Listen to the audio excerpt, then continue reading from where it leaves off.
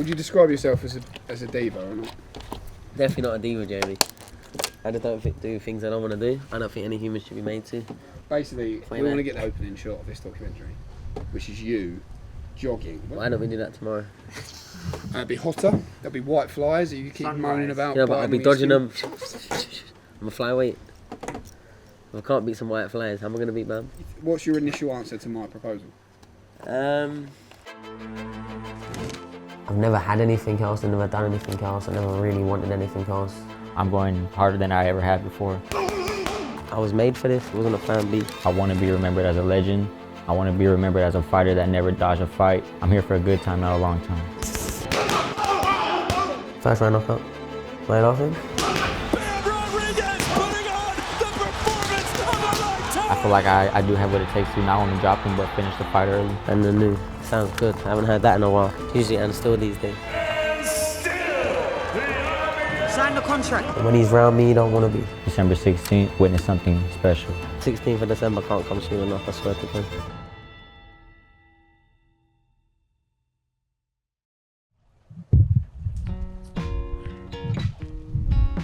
Hey, I've had worse Thursdays, you know.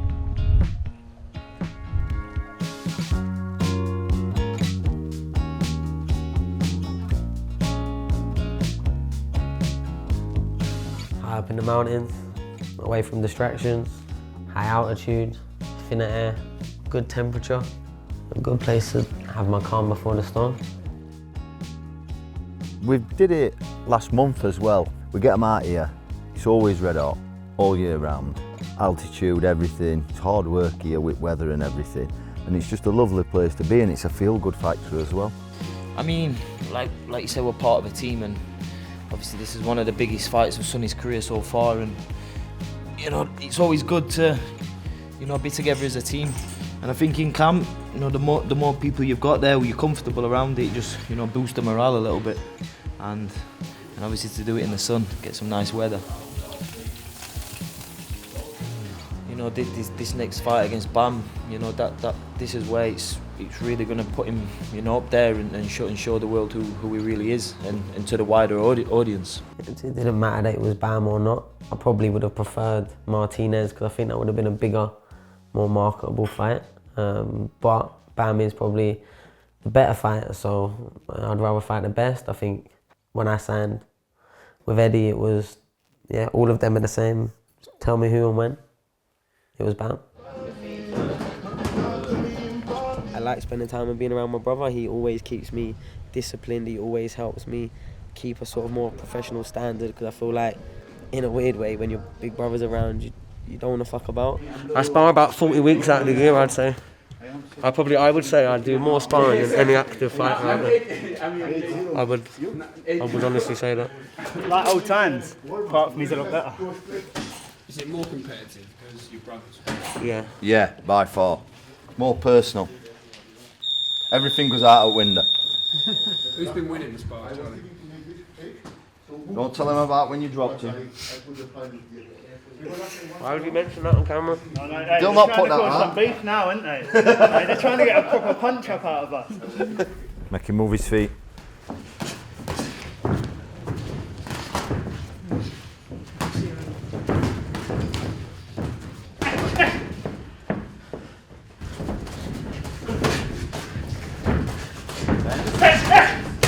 Don't see the front room, son. Make him work harder with your feet. Don't just keep punching. Now fence, split.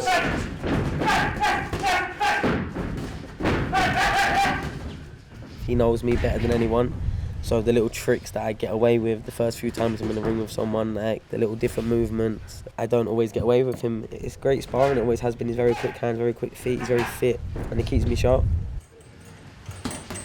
Yeah, he sparred really well.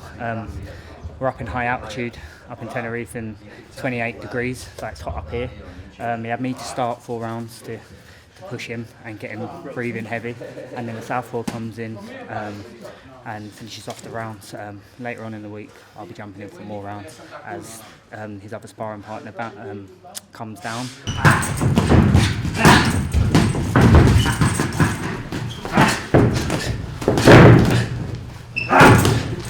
think Ari's been focused for this camp. The final few weeks now on the running, he's sharp as a tack, and I think he's going to be like that fight night. Last 10.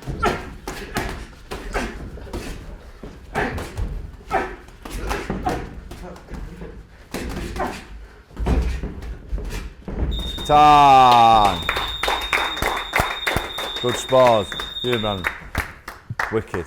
You know what, like the actual heat, it weren't as hot, but like the breathing was harder. The breathing was definitely harder, you can feel it, but I felt good though.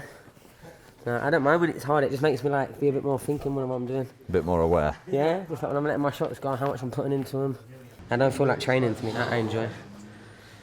I come here, spend loads of money, get a big villa with a boxing ring in it, and spar 6 times in 2 weeks before I go and change my life in America. I don't care about the circuit. I don't care about getting the bags, running, fighting. I've never had anything else, I've never done anything else, I never really wanted anything else.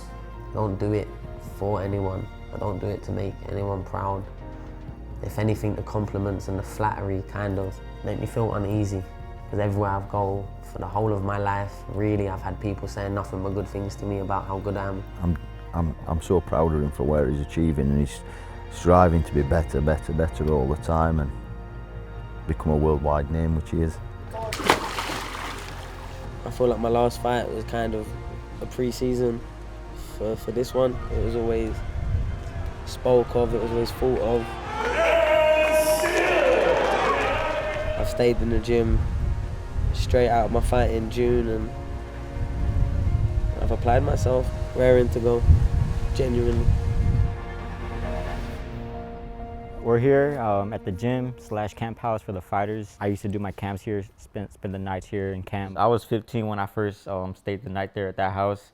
We landed in LA, and then Pita picked us up in the RGBA van. All 3 of us stayed in that back room with the bunk beds, and we went to sleep right away. We were tired, so we just knocked out right away. It grew me as a person as well, just being away from home. My first time away from home, really. For months at a time. I had to do my own laundry, get my own food, just do things on my own. You know, I was living with my parents at the time when I started coming here, so it was just like a huge difference. How many of you were there at one time in the house? Man, it's crazy. There could be like 14, 15 fighters at a time. It gets packed in there. There's a room in the back that has like 4 bunk beds, so that gets filled up, and then there's about like 6 other rooms that are just filled up as well. So it gets hectic at times, especially with one restroom. So this is like the living room right here, kind of where everyone just hangs out after training. You know, sometimes they'll play, you know, video games or just watch TV, play some pool. You know, sharing the room with all different fighters, it got kind of hard. I do miss staying here, honestly, just because I was so used to it at some point, just being around other fighters, talking to them. But, you know, I enjoy my time alone as well with my brother, so it works out either way. I decided to get an Airbnb for this camp just to separate myself from the camp house, just put myself in a new setting. It's a lot on the line, so I want to be as comfortable as possible, and I feel like little things like this play a big part in training camp.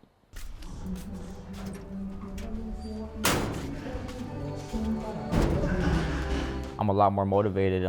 Every day I think about my daughter. You know, I want to provide everything for her, so I'm going extra hard. Harder than I ever had before.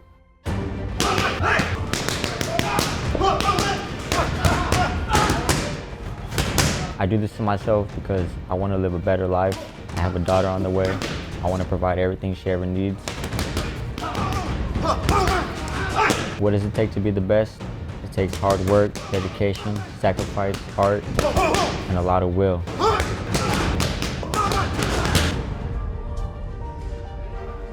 Last fight, obviously you sustained the injured jaw. How is it feeling at the minute? Man, my jaw feels good. It's a little numb still, but the doctor said it'd probably stay like that for a while, so it's not a big deal. I felt, you know, like a little crack right here, and then my ear started ringing, so I knew something was up. But luckily he wasn't throwing much, and it was already like round 11, so I was able to bear it and just finish the fight. Could you enjoy that win? Nah, not really. Like you said, I went straight to the hospital and got surgery the Monday after that, and then after that, I was on the 6-week diet, strictly pudding, smoothies, milkshakes, whatever I could consume without chewing. That's what I was that's what I was on. As long as I have my coffee, I'm good. He's been sparring multiple guys and no problems at all. He's felt really good. We got him a good mouthpiece and everything. But obviously, 8-ounce gloves, that makes a difference. So we'll I guess it's just a matter of time, fight by fight. But myself, I believe he's 100% healthy.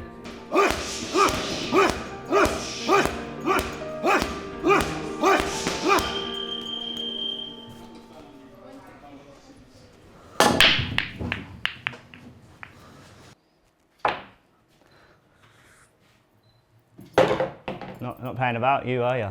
So how do you think it's going to be over there? You reckon it's going to be a hostile crowd? Nah. Not at all, really. Oh. Is it even where he's from? Nah. In Arizona. Where is he from? He's from San Antonio, somewhere else. Having a bad back all camp. How's that felt? Like carrying the promotion. Yes, exactly. Carrying the promotion. Bam ain't really said nothing. Does it get under your skin a little bit that he don't say nothing, or are you just not asked? You're just worried about yourself? Not really. It's just probably more like. Because we all know you love a build-up. I like a build-up, of course, but that's more for the fans than me. I like people being excited for a fight. Because I like being excited for a fight. When do you get excited for a fight? When there's a good build-up. Maybe I'm more the spiteful one, the more outspoken one, the more confident one.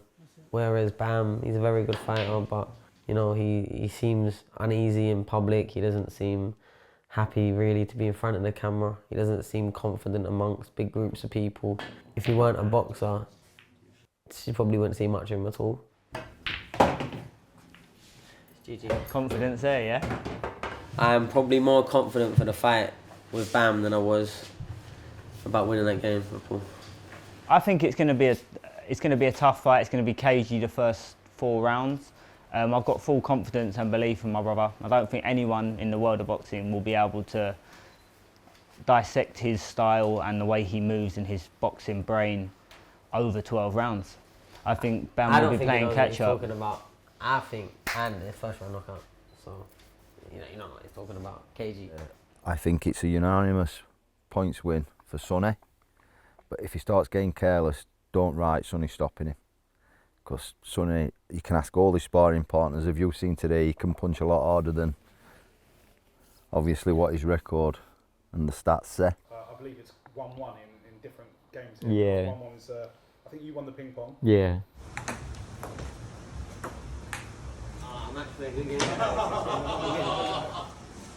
I hate losing so much.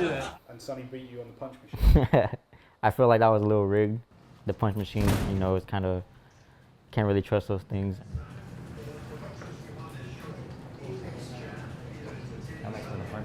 I can't really punch hard, don't me.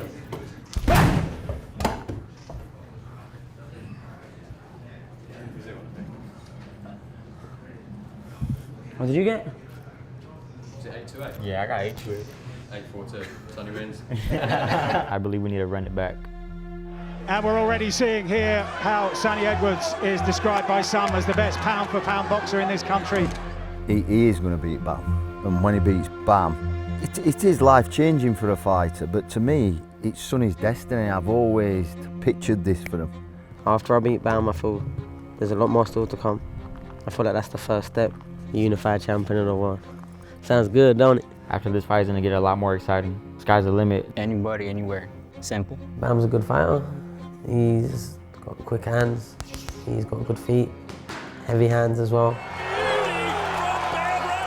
yeah, I think the first time we've really seen a hesitation of that was when it comes to me. Yeah, he's a very good fighter, very technical, very skillful.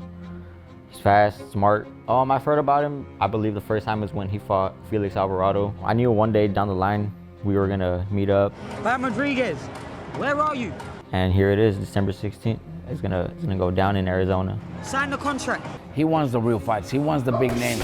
If we choose the opponent, somebody that nobody knows, that doesn't motivate him. He trains hard because he's very dedicated, but mentally he just doesn't get motivated. I was made for this. I don't feel like there was anything else I could ever do. I feel like every setback, every time I was stalled, it didn't matter because there wasn't anything else. There wasn't a plan B. I don't focus on my opponent. I just hope he's fit. I hope he's ready. I hope weight's fine. I don't want no excuses. Like I said, he hasn't been inside the ring with a fighter with skills like mine, and then I have power on top of that, so I feel like I do have what it takes to not only drop him, but finish the fight early. He's a great fighter, but he's not been in the ring with me yet. I know what I'm capable of, and I know that I don't have to overthink it. I know me at my best is capable of beating anyone this weight and weights above. And the new sounds good. I haven't heard that in a while. It's usually and still these days. You ready? I just know I'm coming 100% ready, and I'm coming to win. I don't care what it takes. I'm gonna take your belt, and I'm taking your O, and I'm going home with both belts. I'm gonna knock you out. So he's trying to get angry, so it sounds it. He needs to go back to writing Instagram comments to his girlfriend, man, when he's sitting next to her in bed. The man can't. Oh my God, man. Fucking fighting a child. Fuck me, man. Fighting a child.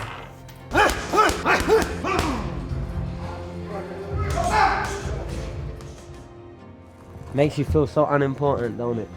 When you can see all the different buildings, all the different little lights, the lights on, makes you realise that nothing really matters, so everything matters. Enjoy your life, you only got one.